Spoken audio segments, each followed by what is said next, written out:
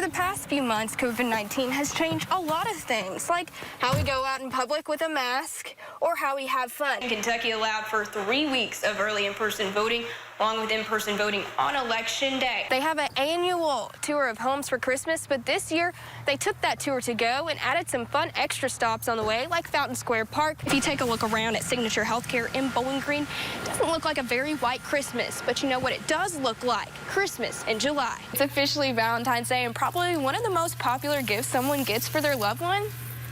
I'm gonna go with roses. All you had to do is jump in your car and drive around and look for all the festive sights.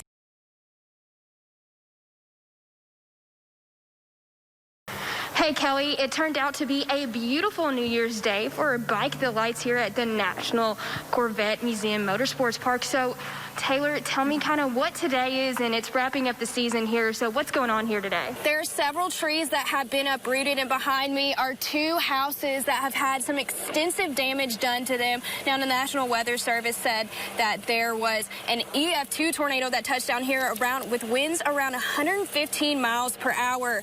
And I spoke with some of the residents that are living here in these houses that got damaged, and they told me that this tornado only lasted around 30 seconds last night. Well, Jean, the polls have officially closed here in Louisville. Now, they're still open back there in Bowling Green, but the Republican Party has officially opened their doors for the watch party, and election results should start pouring in pretty soon. Now, earlier I talked about some Republican candidates who are running for re-election, but the election for Attorney General here is a little bit different.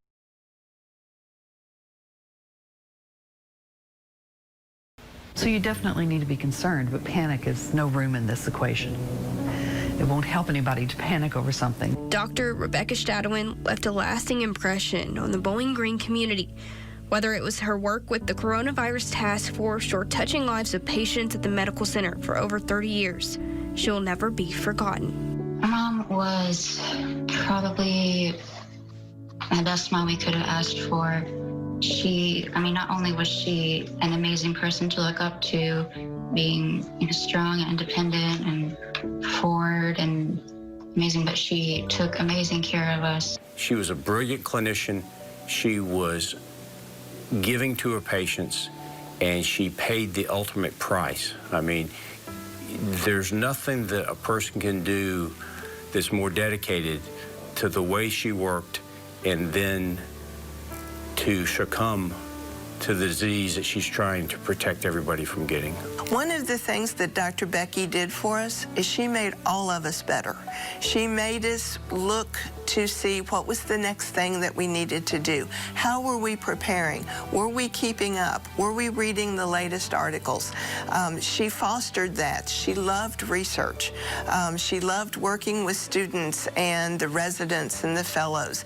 She wanted to make sure that we were the best that we could be. And I think with her having COVID and her passing, I think it has made the public I'm hoping the public has become more aware that this really happens. Because we see it, we read about it, we know that New York has had it, and we know the states, but we're here in our home state now that a forefront doctor has lost the battle from COVID and makes it real.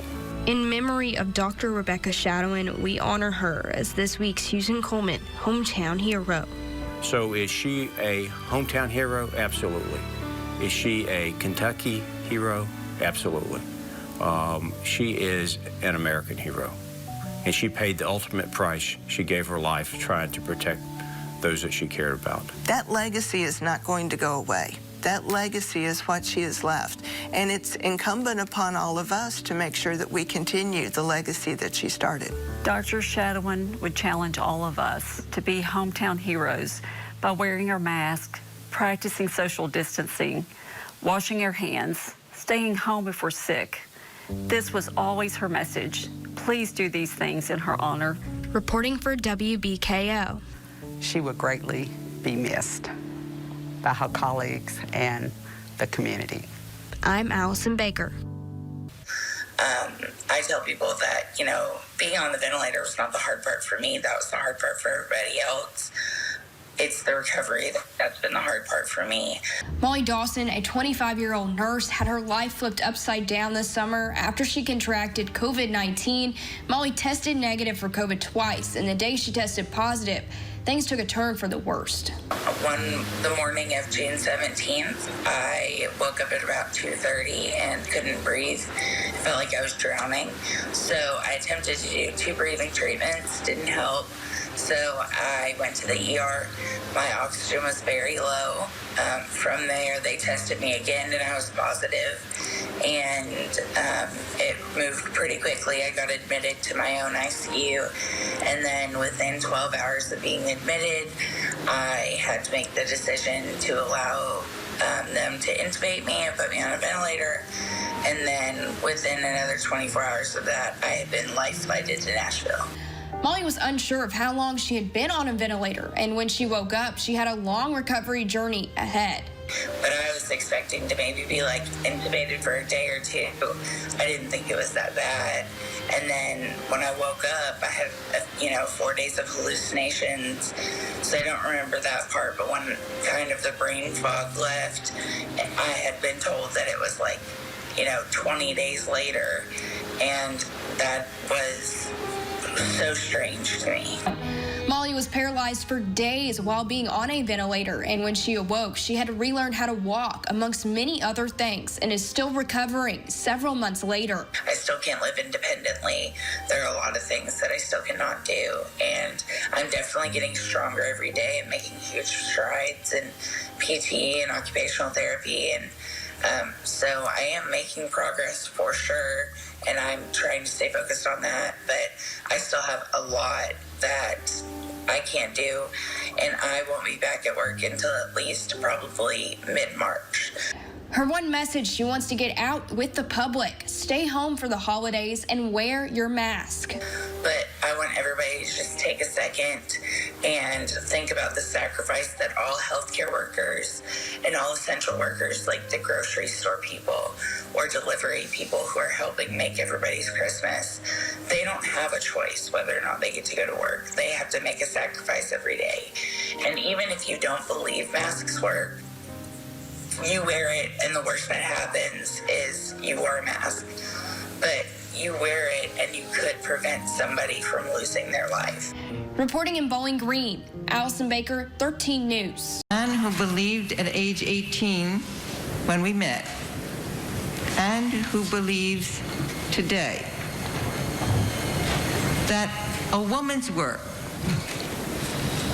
whether at home or on the job, is as important as a man's. Ginsburg, throughout her career, played a large role in fighting for women's rights. In my lifetime, Ruth Bader Ginsburg argued a case before the Supreme Court that allowed women to open a credit card account in their own names, when before they had to have their husbands co-sign for that.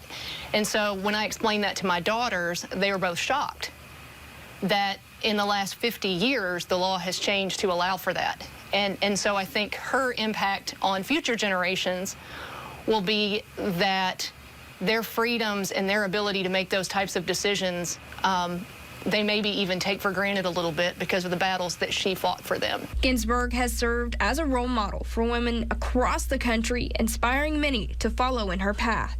My favorite quote is, "Women deserve a seat at any table where decisions are being made." And for me, that is something that we as women, every single day we make decisions about our family, our job. Being a prosecutor, a female prosecutor, we drive the train in district court. We're the ones who make the offers. People come to us to get cases resolved. So for me, to know that she leaves behind that legacy, I would like to think that that's something I carry out every single day. Warren County Attorney Amy Milliken was the first woman to hold that position. Milliken says justices like Ginsburg and O'Connor paved the way for female prosecutors. And now, not only my office, but also Chris Coron's office, the Commonwealth Attorney's office, we are dominated by female prosecutors. And it's not that we are seeking them out, they are just rising to the top. And it is because of women like Ruth Bader Ginsburg and Sandra Day O'Connor. The late Justice Ruth Bader Ginsburg will lie in repose at the U.S. Supreme Court Wednesday and Thursday. Reporting in Bowling Green, Allison Baker, 13 News. It's important for people to get out and vote for our community, for our country. Voting locations across all 120 counties in Kentucky today opened for early in-person voting. I decided to go ahead and do early voting versus the absentee voting. I wanted to go ahead and come down here and actually cast my ballot and put it in the machine just to make sure that it's counted. I know that that's not, I know that a lot of people have that concern, and I just felt like it was more trustworthy to actually put it in a machine versus in the mail. One voter who is also a poll worker on Election Day took the opportunity today to cast her ballot weeks in advance. Oh, I love it because I actually work the booths on Election Day. So this is great for me that I can do it now instead of trying to wait. Warren County Clerk Lynette Yates is encouraging you to get out and vote early in person these next 3 weeks or on Election Day. We just would love to see as many people in Warren County, since there is no excuse. Any registered voter can come here and do the early voting. It's time to utilize that. That way you don't have to be there on Election Day. Warren County voters can also drop their absentee ballots off at the drop box located at SkyPack or at the drop box located at the old courthouse. Reporting in Bowling Green. Everybody go vote. Vote, vote, vote. Allison Baker. And it's important to vote, and you need to get up and get out and vote. 13 News.